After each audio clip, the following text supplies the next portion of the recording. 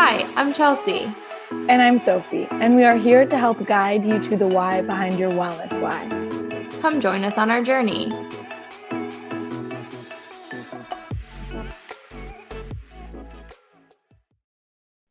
Hey, Chelsea, Hey, Sophie. what is your favorite form of self-care? Oh, I love this question. Ah, do I have to narrow it to one? Top three. Top three.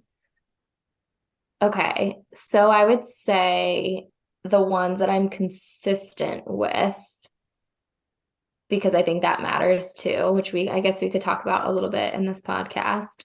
But going on a walk, which we have talked a lot about. I know that's technically like movement, but it's definitely self-care for me too, because I work from home. So it's like getting me out of my house, it's getting me fresh air. So I consider that self-care.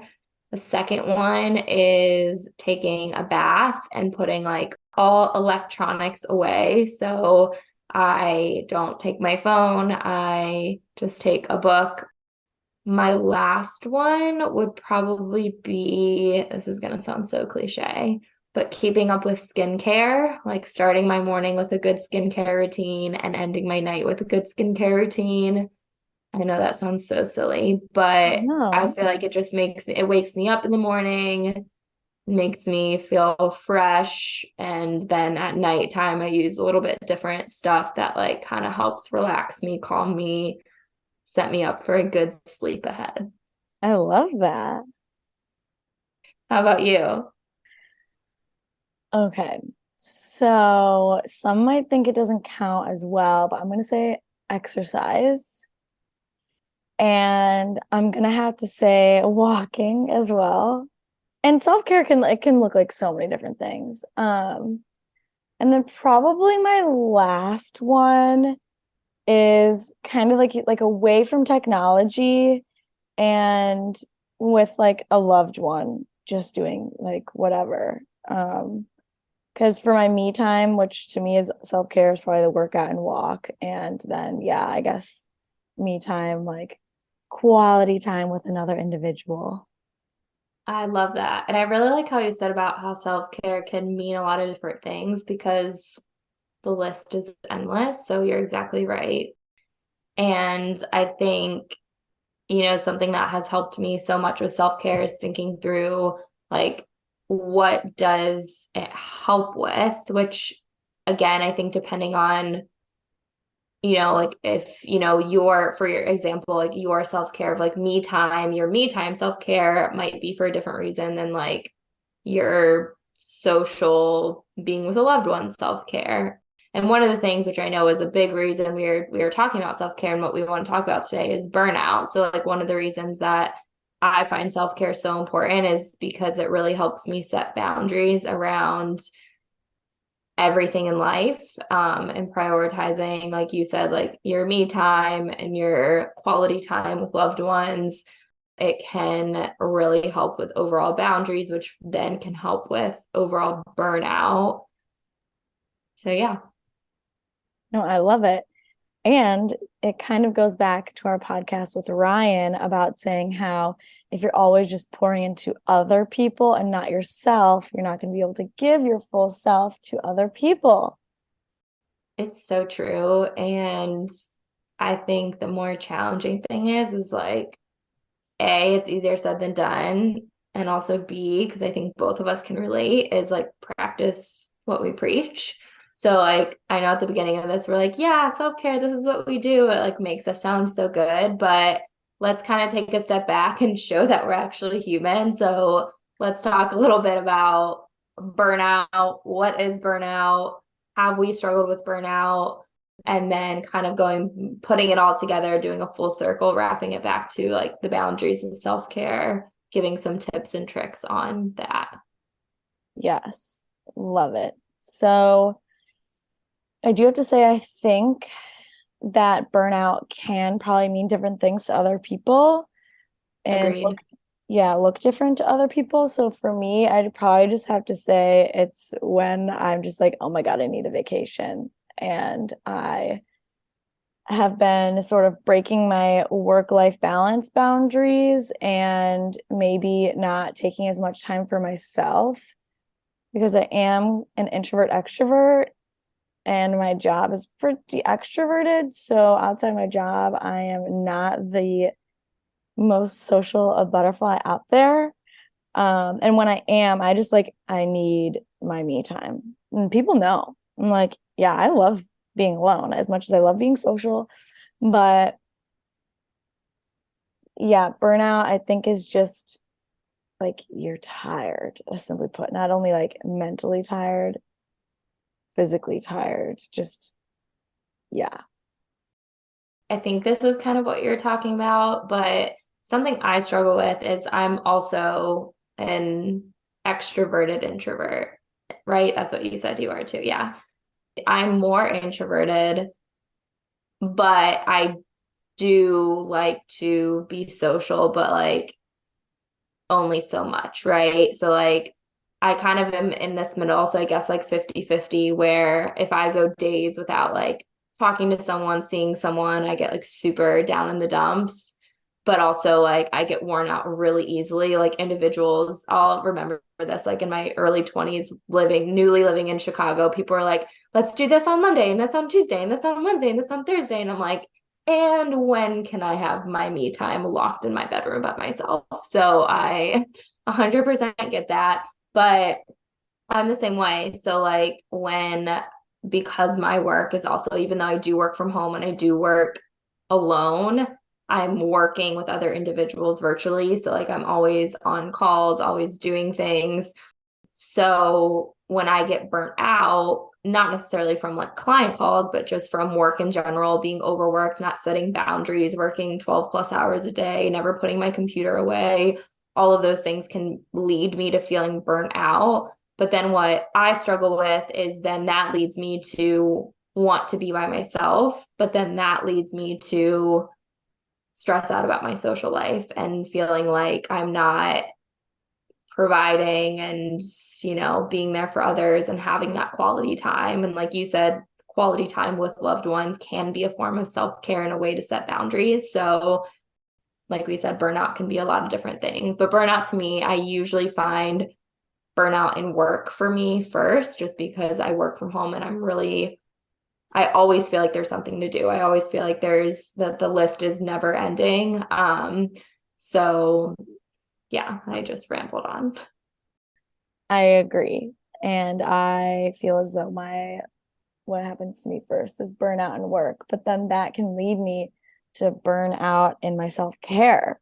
Like Yes. my workouts then will get affected, which will then make me kind of, see myself in a different light sometimes.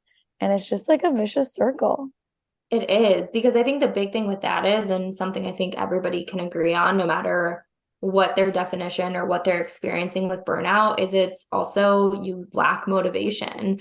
So I feel like when I find myself leading towards burnout, the first thing I notice is like I half-ass everything. So like with workouts, like okay, I feel like I'm going to get a workout in, but like I'll half-ass it, which then that will make me feel guilty because I didn't get the most out of it, but I was also tired. You know what I mean? Like you said, it's like this vicious cycle. And something that I talk with my clients about specifically with like nutrition is exercise is like taking that step back when you need to.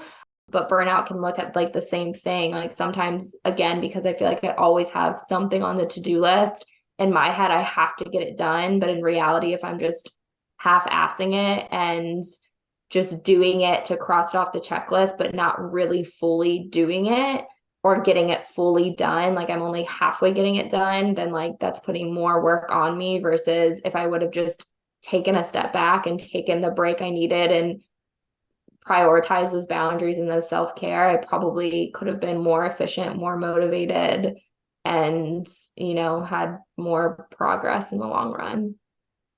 Yeah. For me, the first thing that goes is like, well, my ADHD kicks in and I just like can't get anything done. I can't focus on anything. I can't write things for clients. Like slightly procrastinate and like all of those things. Procrastination is a huge one. Yes. Yeah. It's kind of funny that we're talking about burnout in the new year because we would think like, oh, people maybe just took time off work, it's the new year, you're rested, you're relaxed, but I don't know about you, but I actually sometimes see the opposite or feel the opposite where like you have so much going on over the holidays or you're traveling or you're putting so much into other people around the holidays, or maybe you're like wrapping up things with work before the year ends. So I find it interesting. I sometimes hear people and even myself too can actually start the new year off feeling burnout, which is an interesting concept. Yeah. No, I feel that. So, Chelsea, should we talk about some tips on overcoming burnout? Yes. And I do want to say disclaimer, we are obviously from talking about this, you can tell like we are not experts either. We also struggle with burnout, but we're working on it and it's improving. So we can talk about some tips that have like helped us or that we're working on. And hopefully it will give you some motivation to help you as well. Yes. Okay, here we go.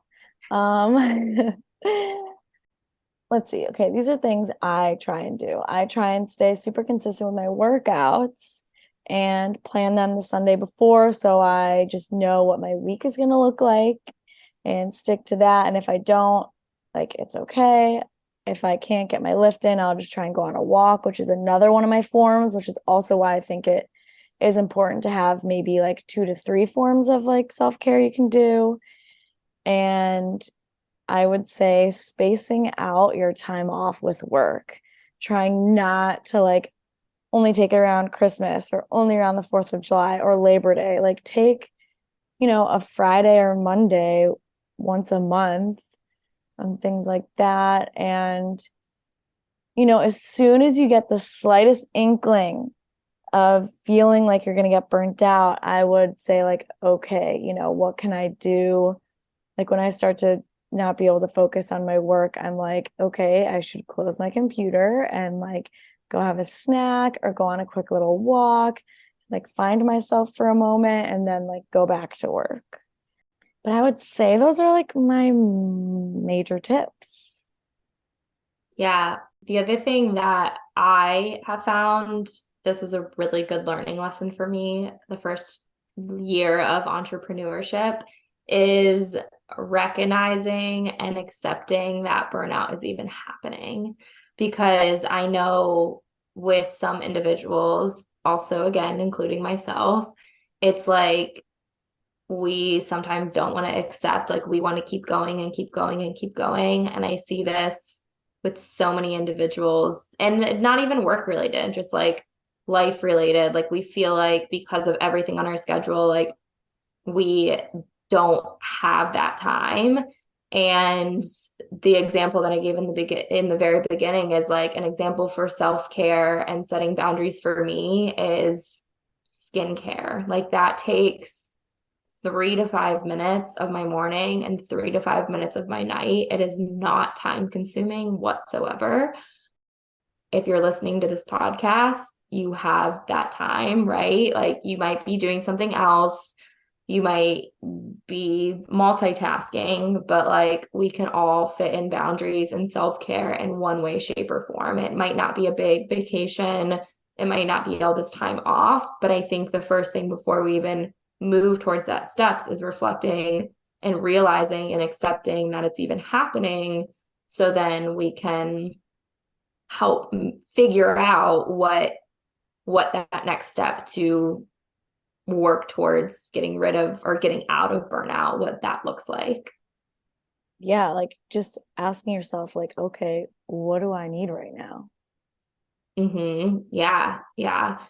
So we'll talk a little bit about like boundaries and self-care a little bit more, but as we talk about that, one thing I would encourage you to think about is also habit stacking, which the idea behind habit stacking is that you're creating a habit or adding a habit onto something that you're already doing. So, for example, if your goal is to drink more water, then okay, have a glass of water sitting beside you as you are brushing your teeth and take a drink of water immediately after you brush your teeth. You're brushing your teeth, hopefully, you're brushing your teeth every day, multiple times a day. So you're already doing that. The habit of that is already in place. So can we add something else onto that? That's actually really not a great example, but you guys kind of get the point that I'm making with that. We talked about habit stacking a little bit, I believe, in our habits podcast. But when we're talking about like burnout and boundaries and self-care, trying to think through that can be really helpful as well. Yeah, no, I love that. Really good tip.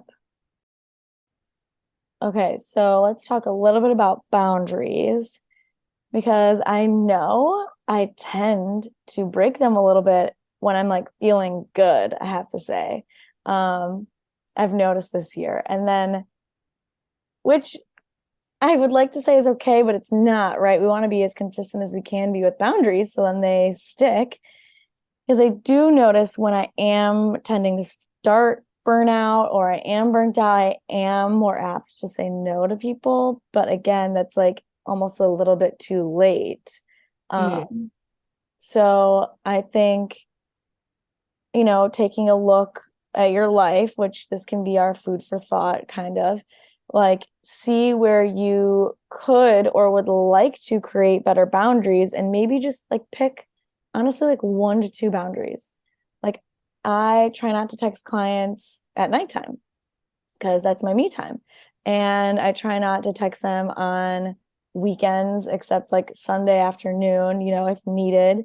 But I try and stick to those boundaries. And I think it's important because you want some separation between work and life. And, I have boundaries with my mom too. If she brings up too much of an adult thing at night, I'm like, Mom, it's like 10 at night. You don't need to bring up insurance. I like When you said adult thing, I was like, what are you talking about? But that totally makes sense. yeah, like these boundaries that said can be for work, can be for family, friends, like literally anything. So Yeah. just pick a couple and see what you need to do. You can play around with it.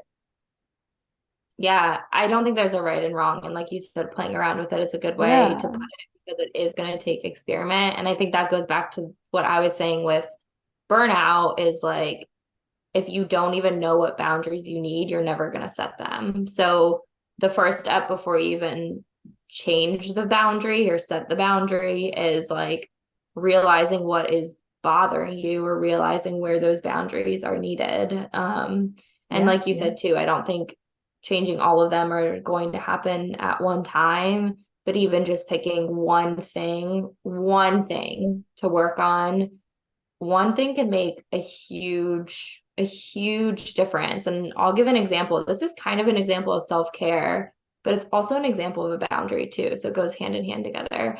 So, and habit stacking. Actually, wow, this is a great example pulling it all together. I'm glad I'm thinking of this off the top of my head. So, when I was feeling really, really burnt out, I heard time and time again to try to add in meditation to my life.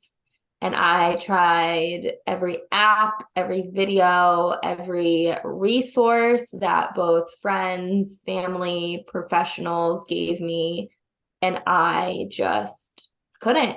I just like I couldn't. I loved the concept of it, but I just couldn't. Like I wanted to try so hard, but I feel like I just wasn't really getting a lot out of it. And then someone recommended me looking into a walking meditation. So I really knew the concept of meditation, loved the idea, know that it could be really life-changing, but the typical type of meditation wasn't really working for me. But I knew I was already walking.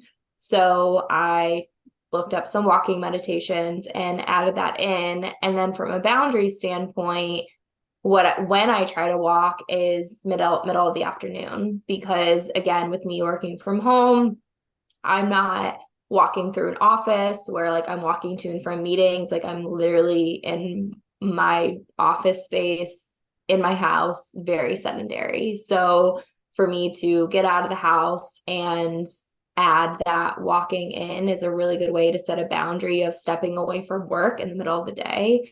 So blocking my calendar off for an hour in the middle of the day is the boundary, number one. The self-care and is the walking. The self-care is the walking, number two. And then the habit stacking is adding that meditation onto the walking. So by doing a walking meditation, but it took me a while to incorporate that. And I don't want to say I'm perfect at it. I'm still working on it, but that's a good example of all three of them combined together. I absolutely love that. And something else Chelsea said, which I want to point out, is that it's always middle of the afternoon and her skincare is always in the morning and at night. And my pro tip, like in college, we had practice every day at 4 o'clock. Like try and pick a time that you can just do it at every single day. Even if you're going to do it 5 days a week, 3 days a week, just try and get super consistent with the time, because then when that time comes around, it crosses your mind and you'll just close your laptop. Okay, this is my time to do this. Mm-hmm. Yeah. Yeah, absolutely. And it doesn't even, like I said, like in a perfect world, I'd block an hour off of my calendar, but let's be real, that doesn't always happen. So honestly, like sometimes these walks might be 10 minutes. I literally might walk out the door, down my street and back. That's it. That's not what I'm trying to work towards. But again, I know we're all busy. I know we all have things on our calendars. So anything, any minute, any time towards setting those boundaries, towards that self-care is can be very, very helpful. I love it. Yeah. So you kind of already mentioned a food for thought. Anything, I guess first, do you want to repeat that just so we're putting it all together? And do you have anything else to add to that? I don't think I have anything else to add, but yes, the food for thought, which I guess, okay, I do have something to add, can be like, look at your life, see what boundaries you may need to set. And if you're unsure, try and see if something is affecting your life in a way you might not want it to. And therefore, maybe that is something you set a boundary with. But kind of just, again, look back at maybe just this year, see if there's like just literally one boundary you want to set, like no phone after 9 p.m., not waking up and grabbing your phone right away, literally any sort of boundary, or like a walk. It doesn't have to be technology related, but anything, and try it out for, say, what would you say, Chelsea, like a month minimum or like 2 month minimum, and then just kind of go from there and see. Yeah, I think what's the word I'm trying to think of? I think it's experimental for everybody. As we had talked about in our habits podcast and in many podcasts, like consistency is key. So if you try something for a week and you give up, that's probably not going to work in the long run. So like I said, with my example of walking, it doesn't always look exactly how I want it, but that does not mean if I walk for a less amount of time or I just don't have time to walk one day, like I'm not giving up. I try to be consistent with it, even if it is, like I said, 5 minutes, 10 minutes, something like that. So just like give yourself grace and try and do it, I would say at least a couple months. Yeah, absolutely. I would also love to hear from anybody listening. We would love to hear if you have any boundaries you're working on or self-care routines or things that you implement. Please share with us, message us on Instagram, and we would love your input and what helps you or what you're struggling with, and let's all talk about it. Yes, love it. Thank you for tuning in. Have a good one. Bye.